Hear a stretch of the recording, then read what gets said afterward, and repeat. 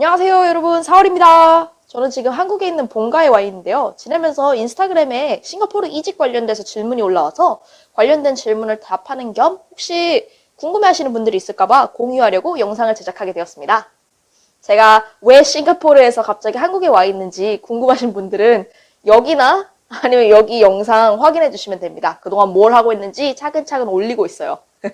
자, 그러면 각서를 하고 그 싱가포르 이직을 고민하시는 분께서 올려주신 사연, 질문을 지금 읽어보도록 하겠습니다. 제가 이번에 싱가포르에서 일할 기회가 생겼는데 월 3,000 싱달러를 받고 일할 것 같아요. 근데 이 돈으로는 못 살 거라는 이야기를 들어서 혹시 그 정도로 물가가 많이 비쌀까요? 이 질문에 먼저 답을 하자면 저는 월 3,000이면 충분하다는 생각이 들거든요. 싱가포르 물가가 비싼 건 맞지만 제 경험상 저는 방값으로 650을 냈어요. 그리고 생활비로는 800에서 이제 많이 쓸 때는 1200 이 정도까지 쓸 때가 있었는데 여기는 이제 운동비라든지 교통비, 통신비, 그리고 식비, 그리고 친구들 만나서 사용하는 그런 여가비까지 포함이 됐었거든요. 근데 이제 이거는 여행비라든지 아니면 정말로 막 추가적인 여가는 포함이 된 게 아니기 때문에 월세와 생활비만 치자면 저는 한 달에 1,600에서 1,800 정도를 사용을 했습니다. 근데 만약에 이제 저 같은 경우에는 방이 단칸방이었어요. 그러니까 화장실을 다른 사람이랑 공용으로 사용하고 에어컨도 사용하지 않고 대신 그 안에 이제 유틸리티 피라고 해서 가스비라든지 전기세, 물세는 다 포함이 되어 있었는데 이제 만약에 에어컨도 쓰고 싶고 그리고 화장실도 포함을 하고 싶다. 그래서 마스터 베드룸에서 사용을 하고 싶을 경우에는 적어도 1,000, 많게는 1,500에서 1,800까지 사용을 할 수 있기 때문에 그렇게 될 경우에는 이제 사용하는 돈이 좀 빠듯할 수 있죠. 그래서 이럴 경우에는 어떻게 하냐? 집을 일단 화장실 공용으로 사용하는 개인 룸을 쓰시면 1,200에서 1,500까지 사용을 하시면 되고 그리고 생활비를 이제 1,000에서 800 정도로 맞춰서 사용을 하시면 처음에는 조금 벅차겠지만 이런 식으로 어느 정도 돈을 아끼는 활동을 하다 보면 저축이라든지 투자를 할 수 있는 그 여가 돈이 좀 남을 겁니다. 그래서 저는 일단 3,000은 부족하지도 그렇다고 많지도 않고 딱 적당하다라고 말씀드릴게요. 그리고 두 번째는 직장 계약 기간을 지키지 않아도 불이익이 없을까요?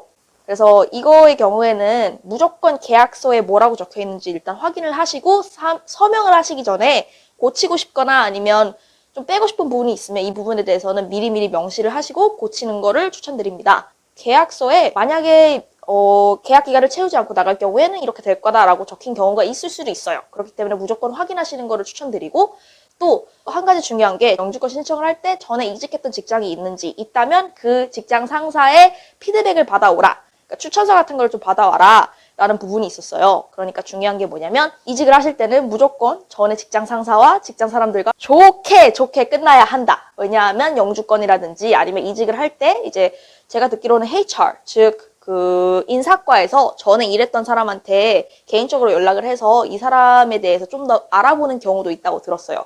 그래서 계약 시간을 채우든 채우지 않든 무조건 전에 있었던 회사와는 좋게 끝나도록 최대한 노력을 해야 한다. 저는 그게 가장 중요하다고 생각을 합니다. 세 번째는 커리어적으로 싱가포르에서 일을 하는 게 큰 메리트가 있냐고 물어보셨는데 저 같은 경우에는 개인적으로 메리트가 있었습니다. 그리고 네 번째는 운동을 좋아할 경우 그냥 콘도에서 살면서 콘도 헬스장 쓰는 게 오히려 가성비가 있다고 하는데 사실인가요? 제가 이걸 좀 따져봤었어요. 그러니까 콘도 같은 경우에는 HDB 같은 아파트를 빌리는 것보다 훨씬 더 비싸요. 왜냐하면 콘도 관리비라든지 이런 것들이 좀 포함이 돼서 만약에 정말로 싸면 그거는 진짜 창고를 방으로 만든 정말로 작은 방일 경우가 많고 아니면 이제 지역 자체가 센트럴 에리아가 아니라 좀 엄청 서쪽, 엄청 동쪽, 엄청 북쪽 이런 식으로 좀 거리가 멀 거예요. 그래서 만약에 그러니까 제가 알기로는 콘도가 기본적으로 1,200에서 1,500 정도 되니까 제가 계산을 했을 때는 차라리 HDB 800, 900짜리를 빌려서 근처에 액티브 SG라고 해서 정부에서 제공하는 좋은 헬스장이 있거든요. 그래서 거기는 한 번 출입할 때마다 3.5달러씩 내면 돼요.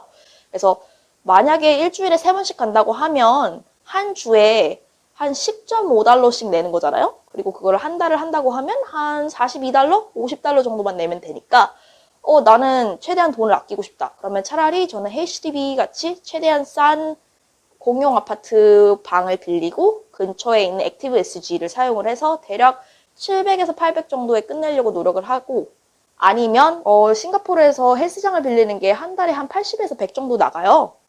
정말로 비싼 막 벌진 액티브 같은 데 가시는 거 아니면 이제 기본적으로 동네 헬스장이 70에서 이제 100 정도 가격에 한 달 이용권을 쓰실 수 있는데, 그렇게 하더라도 만약에 방값이 800이고 900이고 100짜리 이용권을 쓰면 1000이잖아요. 그래서 그런 식으로 저는 오히려 돈을 아끼고 싶으시면 콘도보다는 그냥 동네 헬스장 사용하시는 게 좀 더 낫다고 생각을 합니다.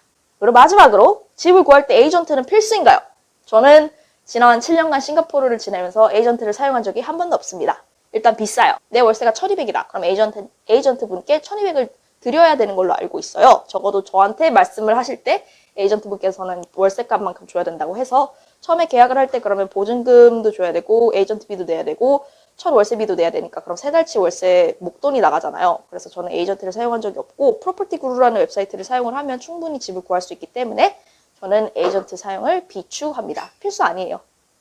그러면 도움이 되셨길 바라고요. 혹시 이런 식으로 질문이 더 있으신 경우에는 저한테 인스타그램으로 메시지를 보내주시던지 아니면 이메일로 질문 보내주시면 이렇게 빠르게 영상을 짜서 보내드리도록 하겠습니다. 감사합니다.